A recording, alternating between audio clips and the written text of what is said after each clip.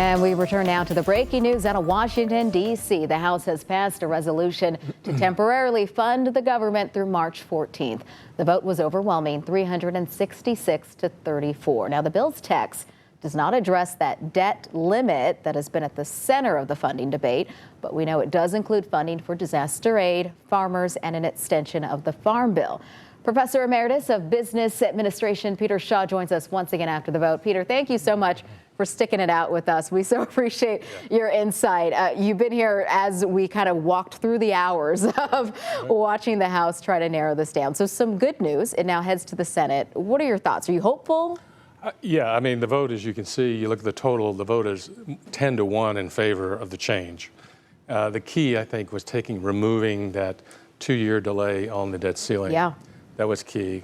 And then restoring and making sure that the farm aid is in there, which is very important in many of those localities from the devastation of the storms. So I predict that they'll be swift on the vote in the Senate. Perfect. And then going into next year, they'll have to figure this out again in March.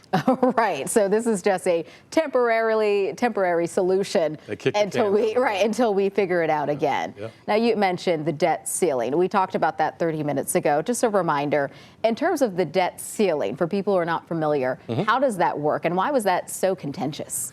Well, the debt ceiling, by definition, is the Congress sets a ceiling as to how much debt the United States government will take on. Right.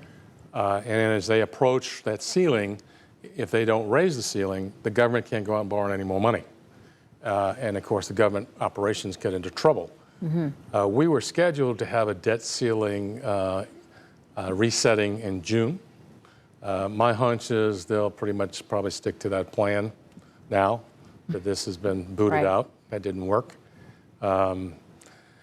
So I think, again, what's going to be going into the next season of the Congress, you're going to see a slightly different composition in the Senate, obviously, with the Republicans a majority. But in the House, even though the Republicans are in the majority, their majority is much smaller.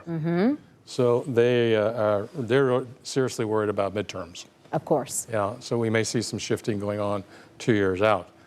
But I will say this, the Speaker of the House avoided being labeled the Grinch that stole Christmas checks by getting this through. And I think this was, why we had to go through all this drama is beyond me. It's pretty reckless fiscal policies.